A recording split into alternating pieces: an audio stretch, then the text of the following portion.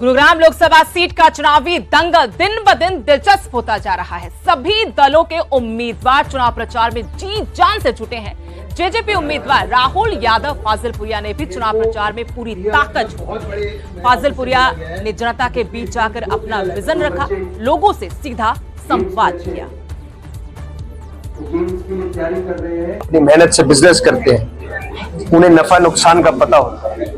वो किसी पार्टी को वोट नहीं करते, वो एक समय पे करते हैं कि भाई चलो हाँ ये अच्छा काम कर रहा है, लेकिन वो होती कैंडिडेट कोई। अगर कोई भी पार्टी का मेन लीडर हो, चाहे कांग्रेस का रहा हो, चाहे बीजेपी के, उनके सोच और विचार को करते हैं, उनके काम कर रहे हैं। लेकिन आज जैसा कि आप लोगों को दिख रहा है कि आज के टाइम में धर्म की राजनीति हो रही है, हिंदू मुस्लिम किया जा रहा है, काम के नाम पे जीरो है। और यहाँ के लोगों ने अपनी बार विचार बनाया है कि जो यहाँ का लोकल कैंडिडेट जिसने यहाँ पे काम करने, आपकी बार उसको चुने जो हमारे बीच में रह के काम करे, इन समस्याओं का समाधान है। कुरुक्षेत्र लोकसभा सीट से 2 बार सांसद रही कैलाशो सैनी ने भाजपा को अलविदा कह दिया। कैलाशो सैनी ने बीजेपी छोड़कर कांग्रेस का हाथ थाम लिया है। कुरुक्षेत्र लोकसभा सीट से वो बीजेपी की टिकट की दावेदार थी। भाजपा ने कांग्रेस से आए नवीन जिंदल को टिकट दी है।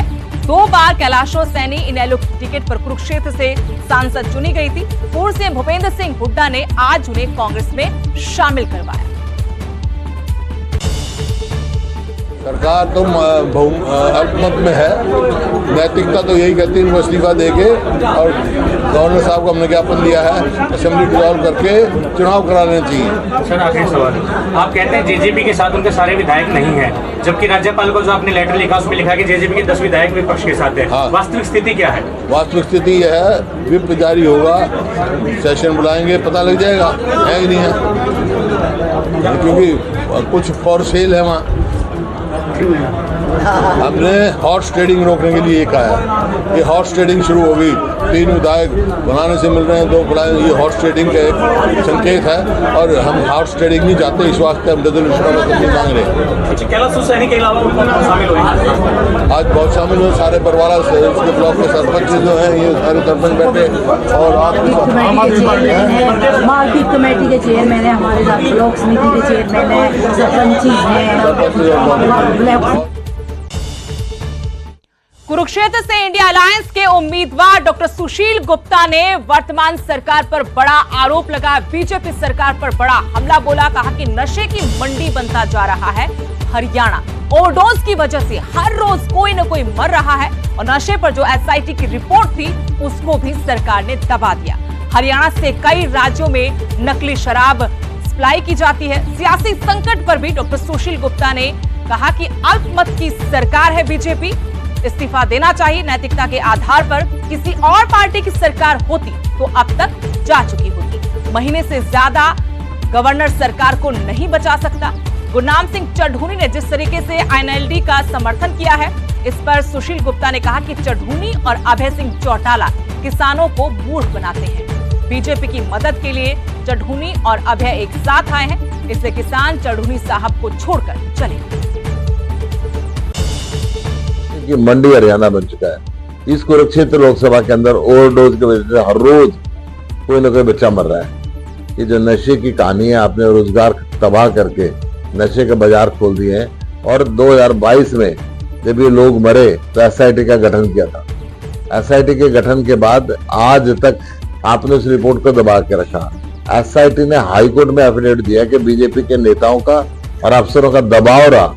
हरियाणा के अंदर इतना बड़ा नशे, जहरीली शराब का कारोबार होता है, नकली शराब का कारोबार होता है कि यहाँ से दिल्ली, गुजरात, यूपी, बिहार जैसे सारे राज्यों के अंदर हरियाणा से सप्लाई होती है। हरियाणा बीजेपी अब अलमत की सरकार है। हर व्यक्ति पार्टी को छोड़ के भाग रहा है। अगर किसी और पार्टी की सरकार होती तो अब तक ये सरकार जा चुकी है, क्योंकि गवर्नर इनका है, और 10 दिन बचा लेगा, 20 दिन बचा लेगा, महीना बचा लेगा, इससे फालतू नहीं बचा सकता। ये चढ़ूनी साहब लोगों को मूर्ख बनाते हैं, और अभय चौटाला जी भी बीजेपी की मदद के लिए आए, और इसलिए सारे किसान तो इससे अलग हो गए। चढ़ूनी साहब अकेले रह गए, और वो खुद बीजेपी की मदद कर रहे हैं अभय चौटाला के माध्यम से। सचिव ओम प्रकाश धनखड़ ने न्यूज 18 से खास बातचीत की, जिसमें उन्होंने कहा कि अमित शाह और प्रधानमंत्री नरेंद्र मोदी अब हरियाणा में चुनावी जनसभाएं करेंगे। शिक्षा मंत्री राजनाथ सिंह भी हरियाणा में चुनाव प्रचार करते नजर आएंगे। पार्टी नेताओं की नाराजगी को लेकर जब सवाल ओम प्रकाश धनखड़ से किया तो कहा कि अब कोई कार्यकर्ता नाराज नहीं है, सभी चुनाव प्रचार में लगे हैं, चाहे कैप्टन अभिमन्यु हो, कुलदीप बिश्नोई हो, भव्य बिश्नोई हो, हम एक बार फिर 10 सीटें जीतेंगे।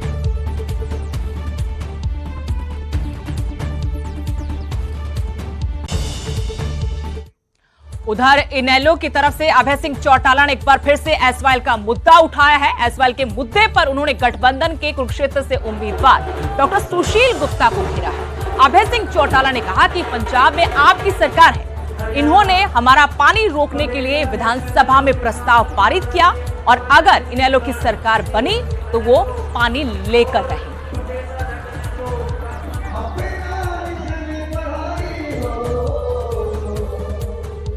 सुशील गुप्ता जी को एक बात जरूर याद दिलाओ और जाके पूछो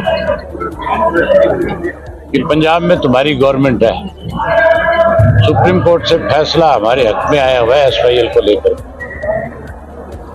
अगर तुम हमारा पानी रोकोगे हम तुम्हारी जबान रोक देंगे। जिस दिन इंडियन नेशनल लोकदल पार्टी का राज बन गया उस दिन पंजाब के रास्ते बंद करवा के और गले में अंगूठा दे करके पानी लेकर के आऊंगा। यहाँ का मतदाता, यहाँ का हर नागरिक इस बात को बहुत अच्छे से जानता और समझता है कि जिन्होंने हमारे पानी को रोकने के लिए रेजुलेशन पास किए हम उनका। और इसी के साथ हरियाणा प्राइम में फिलहाल इतना ही। आप देखते रहिए न्यूज 18 पंजाब हरियाणा।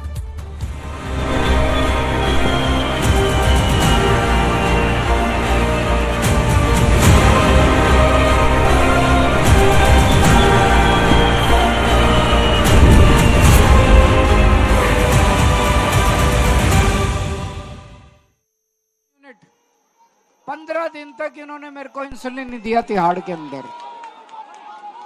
मेरा कसूर यह है कि मैंने आप लोगों के लिए 24 घंटे बिजली का इंतजाम किया।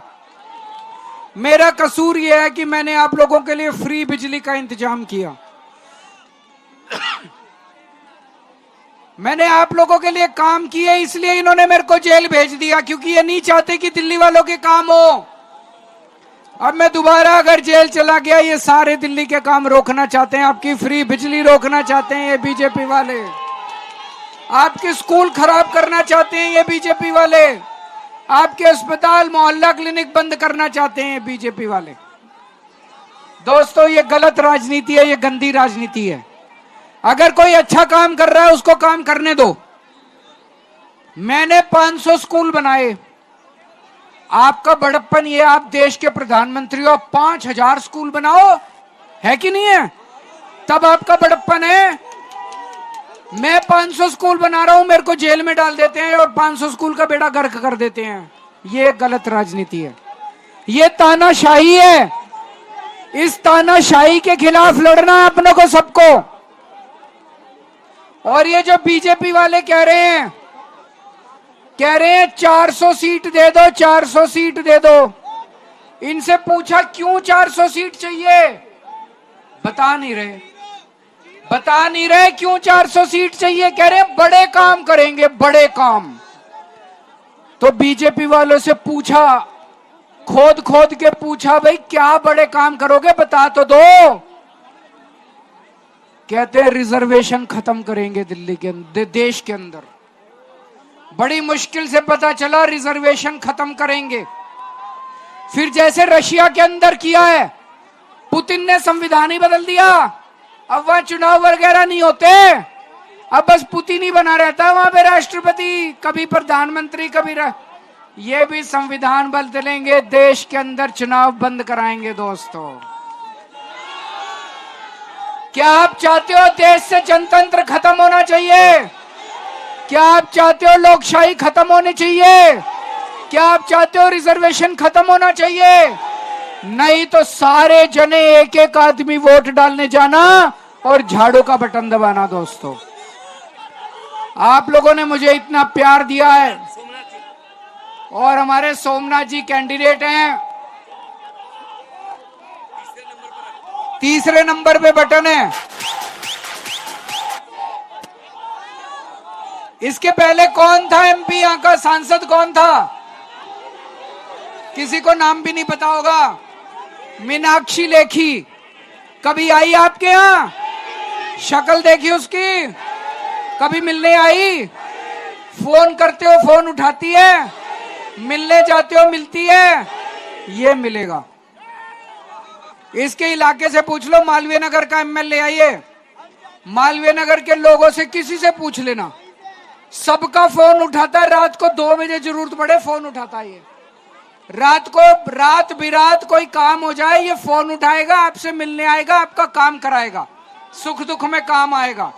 सारे जने वोट देना और भारी बहुमत से इनको रिकॉर्ड मार्जिन से जिताना। भारत माता की